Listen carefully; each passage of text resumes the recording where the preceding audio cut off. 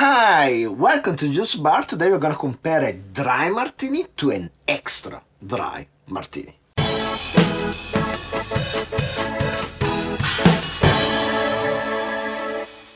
So a few days ago I had the chance to meet and talk to a legendary bartender. His name is Alessandro Palazzi. He was here in Tokyo on a tour, and on his last night in Japan, he was at Bar Copain here in Ikebukuro. I shot a video with Genia a year or so ago. Alessandro was in love with Genia's bar and with Genia, praising her for her skills and passion. Anyway, we talked about a few things, many things actually, but mostly about martinis and bartending. Now, Alessandro had an amazing career for like 50 years or so. He has been all around the world, but mainly in London. And since 2007, he's been the head bartender of Duke's in London, where his special kind of extra dry martini has become quite popular, not just in the bartending world, but in the world at large, as he was featured in A Simple Favor, a 2018 movie by Paul Feig with Anna Kendricks and Blake Lively. In the movie, Blake Lively plays quite an interesting character, and at some point she's like, I need a real martini. And she goes on and prepares a martini according to Alessandro's rules. Now, until now, my favorite martini is a normal martini. A 6-to-1 martini, 6 part gin, 1 part dry vermouth, stirred. Alessandro Martini is a lot stronger. It's not stirred, it's not diluted in any way, and he has even less vermouth. So until now, I thought the normal martini is my favorite martini, but what do I know? Let's try both of these martinis and see which one I prefer. So let's get down to mixing. So first of all, I'm gonna prepare a really standard 6-to-1 martini, which is 10 milliliters of Carpano dry and 60 milliliters of dry gin. I'm using the Kanomori infused with Kuromoji. It's a good, excellent, I would say, dry gin, 47% ABV. It just adds a bit of Kuromoji. Kuromoji is this kind of woody root from Japan. It gives the gin just a touch more forest-like flavor.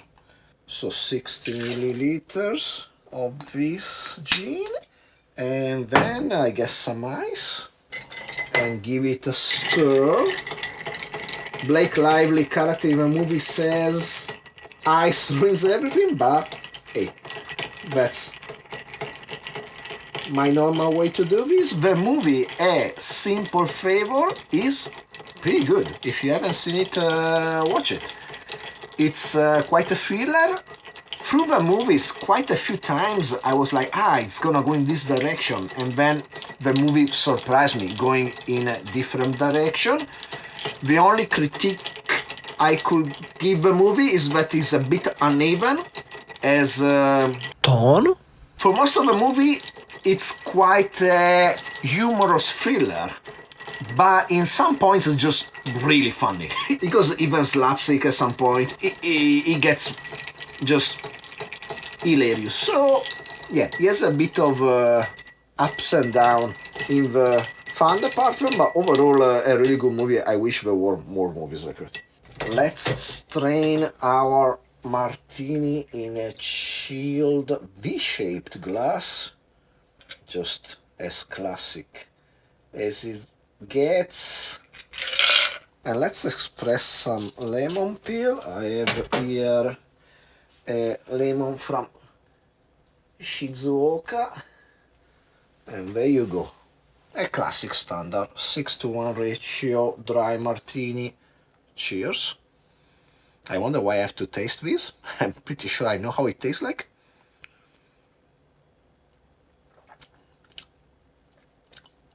Nice. Now let's go on and prepare the martini following the criteria set by Alessandro. So first of all, we start with the frozen from freezer glass.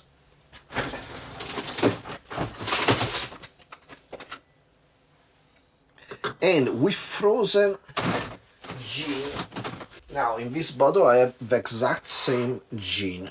I just put it in the freezer a few hours ago. As far as vermouth, we are gonna use, I would say, about 5 or 6 milliliters, and we are gonna pour it directly in our glass. After which we coat our glass with vermouth. Okay, it was a bit too much vermouth. I think he probably uses less. But one thing you're gonna see in the movies that Blake Lively does is throw out the excess vermouth. So I guess I'm gonna throw out the excess vermouth. Alessandro doesn't throw out because he has the perfect measure, and so all the vermouth he puts in, he remains attached to the wall of the glass. Then we pour our frozen gin. I put in this bottle like about 70 milliliters of gin, a bit more because having no dilution we are gonna need a bit more gin to fill the glass. In fact, it's still a bit on the short side. Then we get a wide peel. In his bar in London, Alessandro uses lemons from Amalfi in Italy, and then he usually spray it like this, vertical like this. Then he twists it a bit, and he also touches the edge like that. Wow, that's a big peel compared to the amount of cocktail we have. So, nothing left to do except trying out this extra dry martini Duke style. Cheers.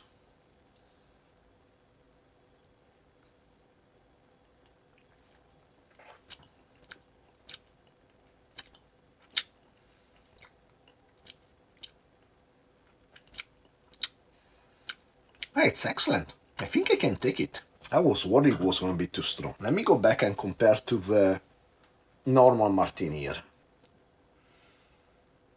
Yeah, here's the idea. If you've grown accustomed to martinis and you drink them a lot, then the extra dry martini is the way to go.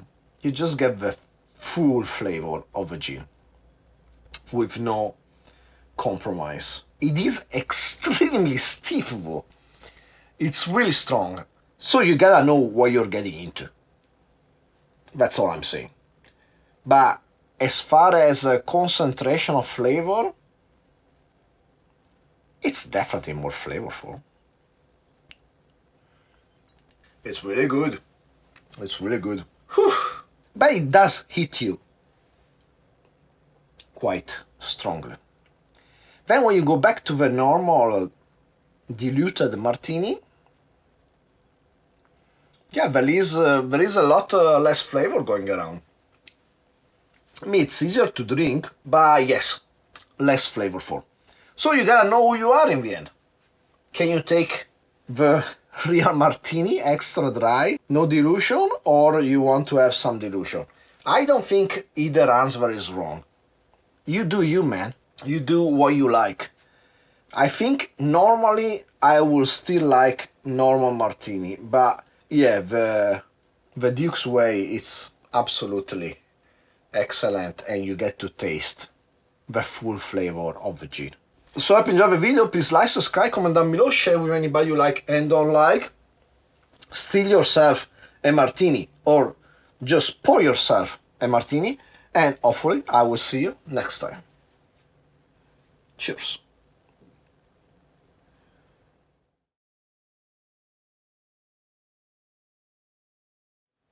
So, let's address the elephant in the room.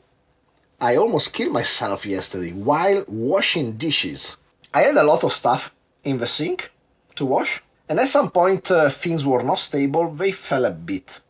They were like on the side, but nothing broke. So I grabbed a dish to start washing, and as soon as I put the sponge on the dish split in half, and the sharpest edge of the broken dish went right in my wrist, slicing my meat so much that I could see my vein pulsing inside, completely uncovered. That got really scared, but luckily I didn't cut anything important, just meat. So I didn't cut the big vein were running here, I didn't cut any tendons, so in a way I was lucky. And the surgeon just put me 4 stitches and I should be just good to go in a week or so. So in the end, not too bad. And in the end it's not hurting either, because the broken dish was so sharp, it just sliced through my wrist like it was butter, like just like a really sharp knife. And yeah, that's it. Just make you think about your mortality. Like I could have sliced my wrist or something. He could have also done nothing, which was more likely to not do anything, because yeah. Anyway.